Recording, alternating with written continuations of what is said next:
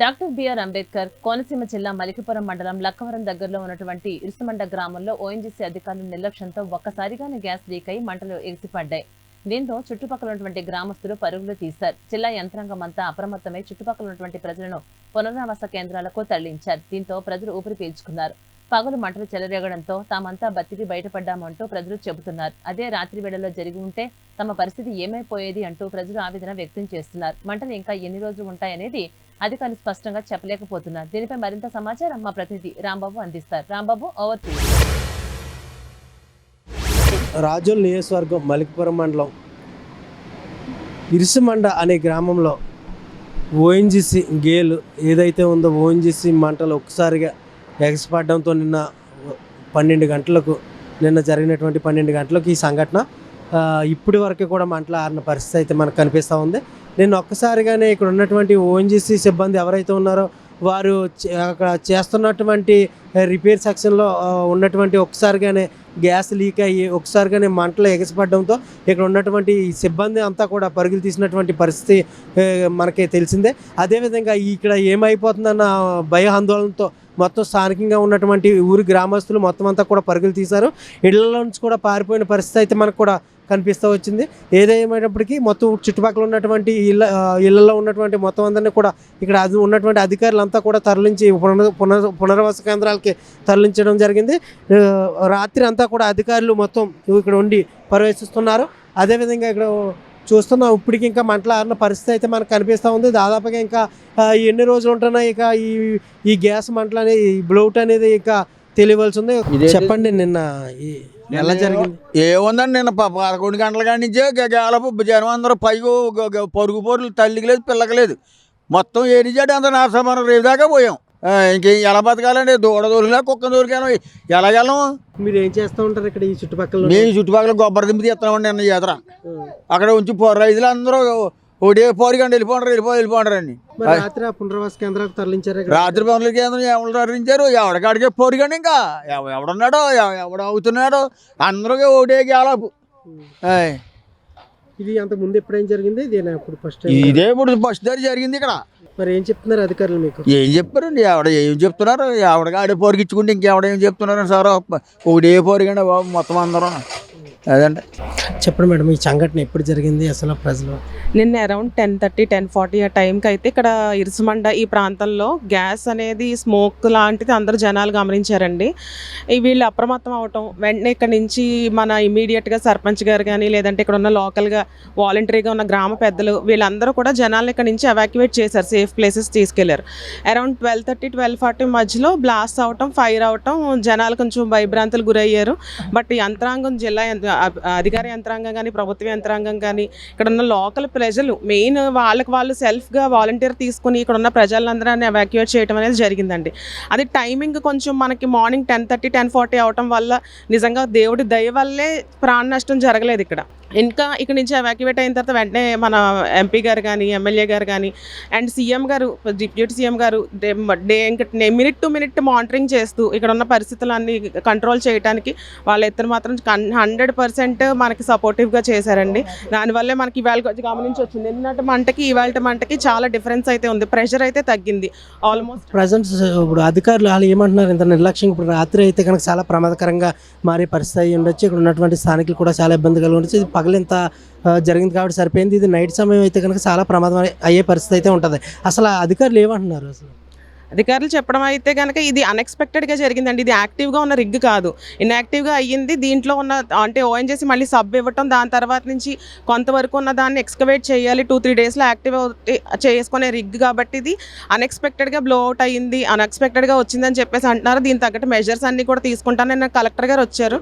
Almost ఇక్కడ 3 hours ఇక్కడే ఉన్నారు. మళ్ళీ ఈవినింగ్ అంతా కూడా మళ్ళీ ఆ షెల్టర్స్ దగ్గరకు రావటం, ఇక్కడ ఉన్న అన్ని మెజర్స్కి ఆయన 100% ఇది మళ్ళీ పునరావృతం కాకుండా మళ్ళీ ఫ్యూచర్లో ఎప్పుడు రిపీట్ అవ్వకుండా మనం ఎలా చేయగలం అనే మెజర్స్ అయితే మాత్రం ఆల్మోస్ట్ అన్నీ తీసుకుంటున్నారు. ఓఎన్జీసీ టీంతో కూడా వెంటనే మాట్లాడుతూ దీని ఏదో అంబ్రెల్లా ఒక టైప్ ఆఫ్ ఎక్విప్మెంట్ తీసుకురావడం, దీన్ని కంట్రోల్ చేయడం అనేది చేస్తారని చెప్పేసి మన ప్రభుత్వ యంత్రాంగం అయితే ఎప్పటికప్పుడు దాన్ని మానిటర్ అయితే చేస్తున్నారండి. ఇంకా ఎన్ని రోజులు ఆరొచ్చు? మేబీ ఒక 3 to 4 days పడతాయని చెప్పారు. మీరు చూస్తున్నట్టయితే కనుక ప్రెషర్ కానీ భయంకరమైన మీరు సౌండ్ కానీ భయపెట్టే విధంగా అయితే ఇక్కడ లేదు. నార్మల్ మనకి రిగ్ ఎట్లా అయితే మనకు ఫైర్ కనిపిస్తుందో అదే విధంగా ఉందండి. ఎవరు కూడా భయపడే పరిస్థితులు అయితే ఇక్కడ లేదు. మీరు చూస్తున్నారు కాబట్టి, మీరు ఆల్మోస్ట్ అందరూ ఉన్నారు కాబట్టి ప్రజలు కూడా నిన్న కొంచెం కన్ఫ్యూజన్ స్టేట్లో ఆ సౌండ్ అది రావటం కొంచెం కన్ఫ్యూజ్ అయ్యారు. బట్ ఇప్పుడైతే ప్రజలు కూడా భయాల నుంచి దూరంగానే ఉన్నారు. దీనివల్ల పెద్ద నష్టం ఏమీ కూడా కలగట్లేదు అని చెప్పేసి ప్రజలు కూడా కొంచెం ధైర్యంగానే ఉన్నారండి ప్రస్తుతానికి చూస్తున్నాం ఇక్కడ బ్లౌట్ దగ్గర జరిగినటువంటి చుట్టుపక్కల ఉన్నటువంటి స్థానిక ప్రజలు ఎవరైతే ఉన్నారో అంతా కూడా ఎంజీ గార్డెన్, లక్వరం ఎంజీ గార్డెన్లోకి అయితే ఇక్కడ పెట్టడం జరిగింది. అదేవిధంగా అధికారులు ఇక్కడికి తీసుకొచ్చి కొంతమంది గుబ్బలపాలని అదేవిధంగా ఎంజీ గార్డెన్లో కూడా పెట్టడం జరిగింది. కొంతమంది నాయకులు అయితే వచ్చి ఉన్నారు. అసలు అడిగి తెలుసుకుందాం అసలు ఏ విధంగా జరుగుతుంది, అసలు ఏంటి పరిస్థితి ఏంటనేది అడిగి తెలుసుకుందాం. చెప్పండి అమ్మా, మీకు రాత్రి ఏం జరిగింది, నిన్న మధ్యాహ్నం ఏం జరిగింది అసలు సంఘటన? నిన్నైతే ఊరు వచ్చేస్తుందండి. మాకు ఊరు వచ్చేస్తుంటే కంగారు అయిపోయామండి. పిల్లలు వెంటే ఎవరితనాలు కంగారు అయిపోయామండి. అన్నాలు కూడా వండుకోలేదండి. గ్యాస్ అంటించకూడదు అన్నారండి, పొయ్యి అంటించకూడదు అన్నారండి. కంగారు అయిపోయింది. ఎవరికాళ్ళు అయిపోయామండి. మాకు కూడా ఎవరు కూడా చెప్పలేదండి మాకు. తర్వాత మేము ఎక్కడికి వచ్చేసామండి. ఎప్పుడుకో అడ్వాన్స్ చేశారండి. అడ్వాన్స్ చేసామండి మేము ఎక్కడికి వచ్చేసామండి. తర్వాత బాబా నాకు గాలనట్టు ఇల్లు కూడా కూలిపోయిందండి. నేను కుంటుదానండి, కాలు ఇరిగిపోయిందండి. నాకు ఇల్లు కూడా కూలిపోయింది. నాకు ఇల్లు కూడా లేదండి. ఎక్కడో మా పక్కన ఇంట్లో ఉంటున్నామండి. అలా జరిగిందండి బాబా. మాకు అలాగే ఉందండి. నిన్న మధ్యాహ్నం నుంచి అండి పిల్లల స్కూల్కి పంపండి. నిన్న మధ్యాహ్నం నుంచి జరిగిందండి ఇది. ఇలా కొట్టుబట్టలతో వచ్చేయండి. ఇక్కడే ఉన్నామండి రాత్రి నుంచి.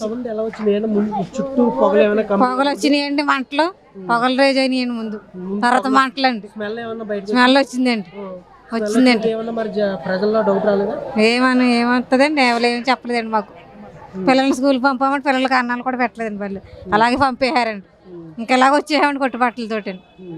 ఇంకా మాకు ఎటు వెళ్ళాలో తిరిగికండి ఇలా వచ్చేసాము. ఇంకా ఇక్కడే ఉన్నామండి. ఇంకా చెప్పండి. మాకైతే ఎంత దూరం ఉండదండి, ఒక సేనొడ్డండి అంతే. దానికి మా ఇంటికేనండి. అది వెళ్తాక ఏదో మూతకి వెళ్తాక కూడా మొత్తం అంతా దున్నేసారండి. మా గోడ కూడా తీసేస్తారంటండి. చెప్పండి అసలు ఏ విధంగా పొగలో ఎదజల్లయ్యా? ఫస్ట్ వెళ్ళాక ఒకసారిగానే మంటలు ఎగిసిపడ్డాయి. ఒకసారిగా గ్యాస్ లీక్ అయిందండి. ముందు ఒక గంట సేపు గ్యాస్ లీక్ అయిందండి. లీక్ అయినప్పుడు ఏమన్నా పొగల కింద వచ్చిందా? స్మెల్ ఏమైనా వచ్చిందా? స్మెల్ అరగంట పోయాక వచ్చిందండి స్మెల్. అది లీక్ అయ్యాక ఒక అరగంట పోయాక 10 గంటల నుంచి లీక్ అవుతానండి. 10:30 నుంచి వాసన వచ్చిందండి. అక్కడి నుంచి 1 గంటకి పేలిపోయిందండి. అక్కడి నుంచి మంటలండి. అక్కడ నుంచి తప్పుకోమని హెచ్చరిక వచ్చిందండి. మేము ఎలా పరిగెట్టామో కూడా తెలియదు. పిల్లలు స్కూల్లో ఉన్నారండి. కాదండి, ముందే చెప్పారండి. అది గ్యాస్ లీక్ అయినప్పుడే ఊర్లో కుర్రోళ్ళు చూసారండి. కుర్రోళ్ళు అందరూ అన్నారు, మీరు తప్పుకోవాలమ్మా, ఏమవుతుందో తెలియదు, ఇది మీరు ఇల్లు కోసం చూసుకుంటే కుదరదు, మీ ప్రాణాల కోసం భయపడాలి, మీరు ఏటో ఒకటి పరిగెట్టేయండి, కుదరదు ఇక్కడ అని చెప్పారండి.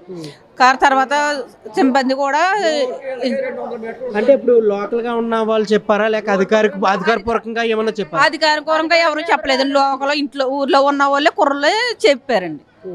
అధికారపూర్వకంగా అయితే ఎవరు చెప్పలేదండి. అదండి ఒకటి దగ్గర బాగానే పొగ వస్తుందండి. బాగా విపరీతంగా పొగ వచ్చి ఆవిరి వచ్చేస్తుంది. ఏంటి అని నేను దగ్గరికి వెళ్ళాను బండి వేసుకుని. వెళ్తే ఎంత దూరం కాదండి, బాగా వచ్చేసింది. ఇటు వచ్చేస్తుందని వెనక్కి తిరిగేటప్పుడు గాలి వేసిందండి. ఇలాగ తూర్పు నుంచి గాలి వచ్చింది. ఇలా పరవటకి వెళ్ళిపోయింది అంతా. వెళ్ళిపోయిన తర్వాత ఖాళీ చేసేయమని ఖాళీ చేయాలి పరిగెట్టాలంటే ఈ లోపల ఫైర్ అయిందండి. ఫైర్ అయిన తర్వాత ఇంక ఇటు వెళ్ళాలా, ఎవరికి ఇటు వెళ్తున్నారో తెలియకుండా పరిగెట్టేవాడి. సాయంకాలం దాకా తడుముకోవడం సరిపోయింది. ఒకళ్ళేమో అక్కడ బట్టేలంకలోని, ఒకళ్ళేమో లక్కవరాన్ని, ఒకళ్ళు ఇరుసుమండలోని, ఒకళ్ళేమో ఇంకో కళ్యాణ మండపంలోని, కొంతమంది ఊళ్ళు వెళ్ళిపోయారు. రాత్రి వరకు చల్లాచెదిరి అయిపోయారు. ఏం తెలియలేదండి. తర్వాత తెలిసిన తర్వాత కొంచెం నిర్మలం అయ్యామండి మేము. చెప్పండి సార్, అసలు ఏంటి పరిస్థితి? ఇంకా పునరావాస కేంద్రాల్లో ఇంకా అధికారులు ఎన్ని రోజులు ఉండాలంటున్నారు? అసలు మంటలు ఎప్పుడు ఆరే పరిస్థితి అంటారు? అందరికీ నమస్కారం. నేను డాక్టర్ అంబేద్కర్ కోనసీమ జిల్లా తెలుగుదేశం పార్టీ అధ్యక్షుడిని. నా పేరు గుత్తుల సాయి. మరి చాలా దురదృష్టకరం నిన్న జరిగినటువంటి సంఘటన. ఎందుకంటే యాక్సిడెంట్గా జరిగింది తప్ప అది ఎవరో ప్రభావితం కాదు, ఎవరు తప్పు కాదు. అది గతంలో కూడా బ్లోఅవుట్ జరిగింది, అది కూడా యాక్సిడెంట్గా జరిగింది. అదే పద్ధతిలో ఇక్కడ కూడా యాక్సిడెంట్గా జరగటం. ఇక్కడ ఏంటంటే సరౌండింగు ఆ యొక్క ఇరుసుమండ గ్రామానికి దగ్గర ఆ ప్రజలు దగ్గరలో ఉన్నారు, ఇంకా చుట్టుపక్కల సరౌండింగ్ గ్రామాలు కూడా చాలా దగ్గరగా ఉన్నాయి.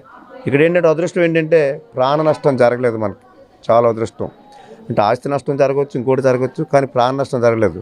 ఎంతకంటే మనకి ఇక్కడ ఏంటంటే క్యాడర్ ఈవేళ ఇక్కడ ఇన్ఛార్జి గారు అవ్వచ్చు, లేకపోతే అధికారులు అవ్వచ్చు, ఈ లోకల్గా ఉన్న ఈ యొక్క కూటమి నాయకులు అవ్వచ్చు, వెంటనే స్పందించి ఇమ్మీడియట్గా విత్ ఇన్ ద మినిట్స్లో ఇక్కడ రావటం, మరి అధికారులతో సంప్రదించడం, అధికారులు కూడా అదేవిధంగా రావటం, అధికారులు కూడా నెగ్లెక్ట్ చేయకుండా వెంటనే వచ్చి ఇక్కడ పరిస్థితులు చూసి వెంటనే ఏంటంటే ఈ యొక్క సరౌండింగ్ ఏరియాలో ఎంతమంది ఉన్నారు, ఎంతమందికి ఎఫెక్ట్ అవుతుంది, ఎన్ని గ్రామాలకు ఎఫెక్ట్ అవుతుంది, వాళ్ళందరినీ కూడా మరి పునరావాస కేంద్రాలకు తరలించడం అనేది ఇమ్మీడియట్గా చాలా, ఎందుకంటే రియల్గా చాలా గ్రేట్ ఇది.